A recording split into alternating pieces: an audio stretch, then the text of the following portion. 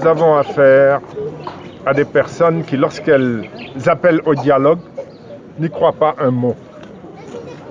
Comment on peut appeler à un dialogue, définir les partis au dialogue, opposition, majorité, société civile, et utiliser ce dialogue pour réduire la force d'une des parties autour de la table, c'est-à-dire l'opposition.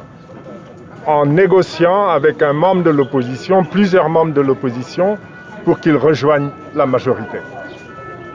Il est temps dans ce pays que l'on prenne conscience que la politique, c'est quelque chose de sérieux.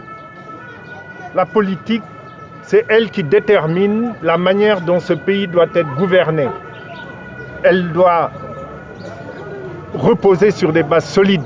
La gouvernance d'un pays ne peut pas reposer sur du wah-wahet, sur de la trahison, sur du débauchage, sur de la transhumance politique, etc., etc.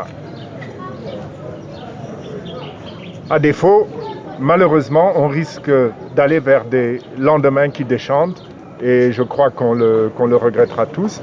Alors évidemment, en face, ils ont eu cette attitude consistant à renforcer la majorité, en tout cas c'est ce qu'ils pensent avoir fait.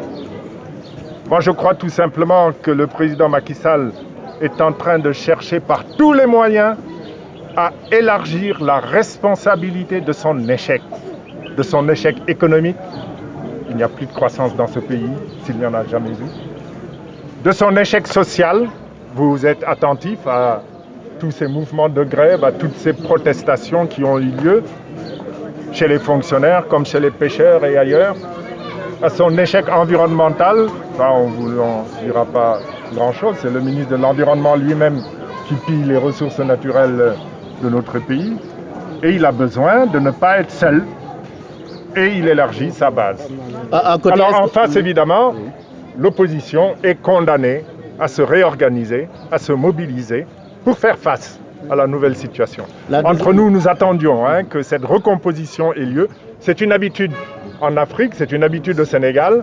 Il y a des personnes qui font de la politique pour leur poche, pour leur responsabilité, qui ne peuvent pas attendre 5 ans. Donc on savait qu'après les élections, on allait entrer dans une phase de recomposition politique. On l'a attendue, elle a un peu tardé, mais elle est venue et aujourd'hui, elle a l'avantage de nous présenter un champ politique plus clair.